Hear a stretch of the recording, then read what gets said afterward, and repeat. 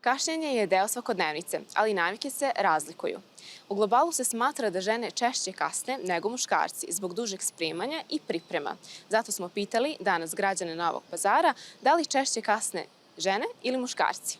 Ko više kasni, muškarci ili žene? Žene. A zašto? Pa zato što imamo mnogo više obaveza nego muškarci. Žene. Žene. Zato što im treba više vremena da se spreme. Žene. Muškarci. Žene. Ja mislim žene. Ne znam. Pa šminkaju se.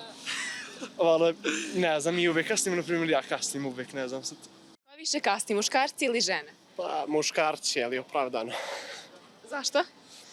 Pa uvijek je neki brži tempo života kod nas muškaraca, dok je žena opet pogotovo slobodna žena sa mnogo više slobodnog vremena, samim time sa manje obaveza i mnogo je lakše da uskladi svoje obaveze. Čuli ste odgovore naših sugrađana. Ukoliko nas pratite na društvenim mrežama, u komentarima nam pišite vaše mišljenje. Za Takt, Edina Šabović.